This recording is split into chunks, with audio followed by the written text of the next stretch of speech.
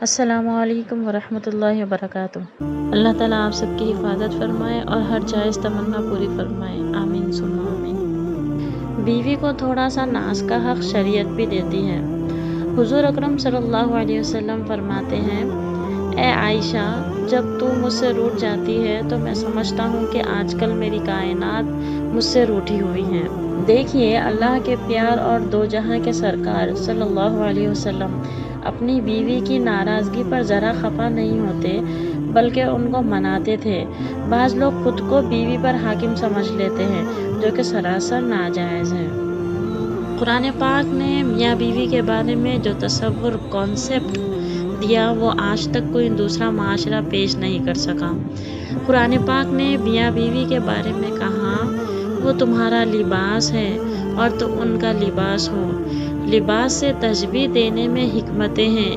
ایک یہ کہ لباس سے انسان کو زینت ملتی ہے، لباس سے اس کے عیب چھپتے ہیں، اور دوسری بات یہ کہ انسان کے جسم کے سب سے زیادہ قریب اس کا لباس ہوتا ہے۔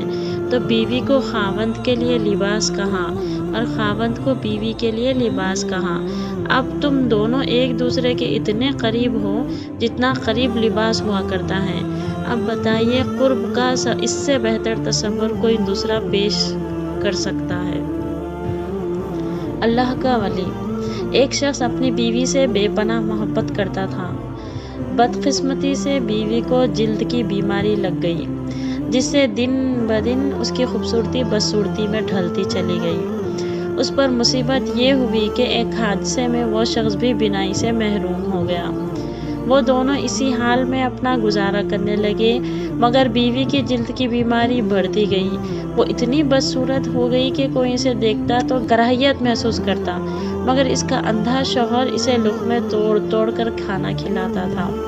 وہ سوچتی تھی کہ اگر میرا شوہر اندھا نہ ہوتا تو شاید اس کے ساتھ رہ نہ پاتی، اور وہ اپنا آپ اس حال میں اسے دکھانے سے پہلے ہی میں مر جاتی، اور پھر اسی دوران بیوی کا انتقال ہو گیا۔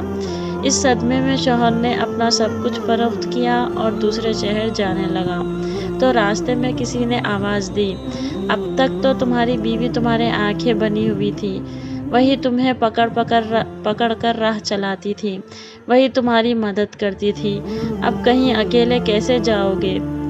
اس شخص نے کہا، بھائی، میں اندھا نہیں ہوں، اندھا بنا ہوا تھا۔ یہ احساس میری بیوی کے لیے بہت تکلیف دہ ہوتا کہ میں اس کی بدصورتی کو دیکھ رہا ہوں۔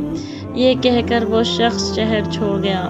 کہنے والے کہتے ہیں، جب اس شخص کا انتقال ہوا تو خلقت اسے اللہ کا ولی کہہ کر پکارتی تھی۔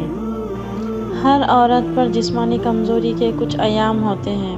ان ایام میں اللہ نے بھی اسے عبادت میں چھوٹ دی ہے، اس کی نمازیں معاف کر دی ہیں، اور اس کو روزوں میں اس وقت تک تاخیر کی اجازت ہے جب تک وہ دوبارہ صحت یاب نہ ہو جائے۔ بس ان ایام میں تم اس پر ویسے ہی مہربان رہنا جیسے اللہ تعالیٰ نے اس پر مہربانی کی ہے۔ جس طرح اللہ نے اس پر سے عبادتیں ہٹا لی، ویسے ہی تم بھی ان ایام میں اس کی کمزوری کا لحاظ رکھتے ہوئے اس کی ذمہ داریوں میں کمی کر دو، اس کے کام کاج میں مدد کرو اور اس کے لیے سہولتیں پیدا کرو، کیونکہ ان دنوں میں عورت سب سے زیادہ احساس اور جذباتی ہوتی ہے، اسے تمہارے ساتھ اور مدد کی ضرورت ہوتی ہے۔ شوہر کو چاہیے بیوی کی تعریف سے زیادہ اس کا احساس کرے، اور ایک بیوی کے لیے یہ احساس کسی نعمت سے کم نہیں ہوتا کہ کوئی میری فکر کرنے والا ہے۔ بیوی کی آنکھ میں کبھی آنسو نہ آنے دے، کیونکہ بیوی روتی ہے تو شوہر کی جیب سے برکت اڑ جاتی ہے۔ ایک ایک آنسو مہنگا پڑتا ہے، اور پھر شوہر بھی رونے والا ہو جاتا ہے۔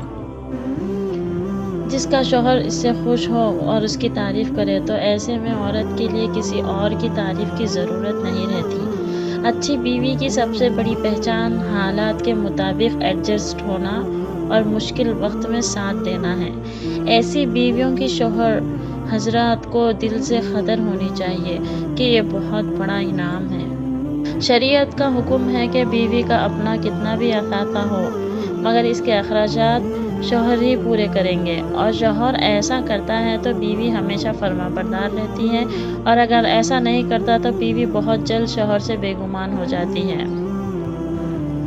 ہمارے معاشرے میں مرد اگر عورت کے ساتھ کچن میں کام کروا دے، اس کے لیے گاڑی کا دروازہ کھول دے، کھانے کی میز پر اس کی کرسی سیدھی کر دے یا کوئی بھی کام کر دے، لوگ اس کو کمزوری بلکہ آسان الفاظ میں کہتے ہیں، بیوی کے نیچے لگا ہوا ہے۔ ان لوگوں کو شاید یہ نہیں پتا کہ نبی کریم صلی اللہ علیہ وسلم اپنی بیویوں کی ہر طرح سے مدد کیا کرتے تھے۔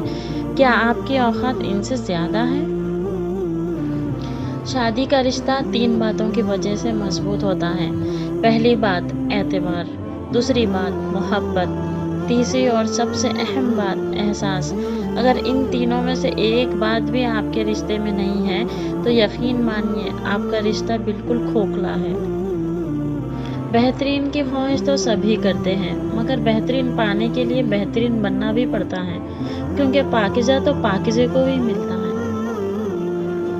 جیسے مرد کو زبان دراز بیوی نہیں پسند، بالکل ویسے ہی عورت کو بلند آواز بے عزتی کرنے والا مرد نہیں پسند، مگر وہ سہتی ہے اس لیے نہیں کیونکہ وہ عورت ہے، بلکہ اس لیے کیونکہ وہ ایک بیٹی بھی ہے۔